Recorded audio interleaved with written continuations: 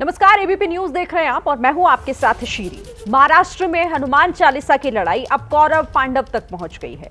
मुंबई में आज बीजेपी ने एक बड़ी रैली कर उद्धव ठाकरे पर बड़ा हमला बोला। बीजेपी नेता और महाराष्ट्र के पूर्व मुख्यमंत्री देवेंद्र फडणवीस ने कल मुंबई में हुई उद्धव की रैली को कौरवों की सभा कहा है और खुद को पांडव बताया। देवेंद्र फडणवीस ने हनुमान चालीसा मामले पर राजद्रोह का केस लगाने को लेकर भी उद्धव को ललकारा। तो उद्धव सरकार पर बड़ा निशाना आज देवेंद्र फडणवीस ने इस रैली के दौरान साधा। कल उद्धव की रैली को लाफ्टर शो कहा। देवेंद्र फडणवीस ने कहा कि उद्धव की जो सभा हुई वो कौरवों की सभा थी। कल उद्धव की सभा पर निशाना साधते हुए देवेंद्र फडणवीस ने उसे कौरवों की सभा और लाफ्टर सभा तक कहा। आज मुंबई के गोरेगांव में बीजेपी की ये बड़ी रैली, जिसमें इस रैली की शुरुआत उन्होंने हनुमान चालीसा पढ़कर की और उसके बाद उद्धव ठाकरे पर निशाना साधा। लाफ्टर शो आखिर तक खत्म ही नहीं हुआ। वही चीजें हमको सुनने को मिली, कोई नई बात हमको सुनने को नहीं मिली।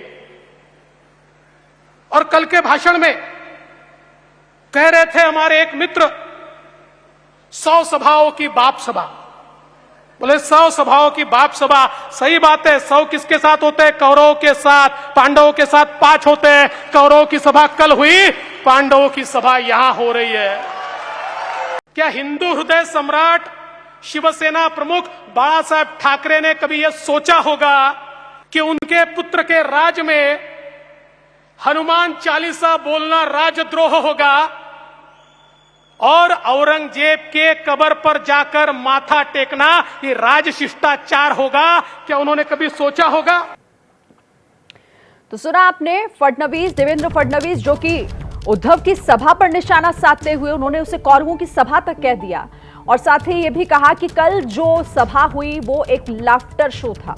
देवेंद्र फडणवीस का ये निशाना उद्धव सरकार पर। सीधे रुक कर लेते हैं, रौनक कुकड़े हमारे संवाददाता जुड़ गए हैं। रौनक, बड़ी रैली की गई आज बीजेपी की तरफ से और देवेंद्र फडणवीस काफी तीखे शब्दों में हमला किया है उद्धव सरकार पर।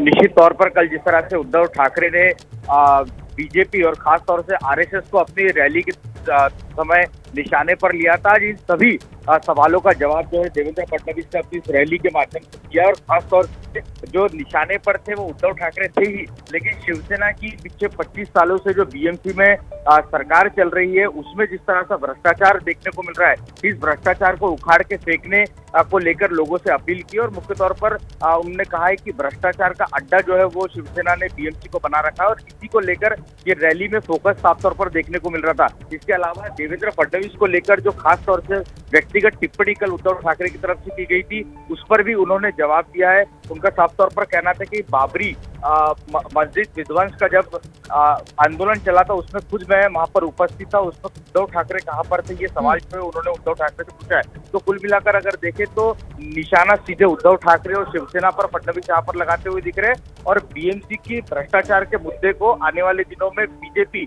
मुद्दा बनाएगी, ये साफ तौर पर दिख रहा है। जी,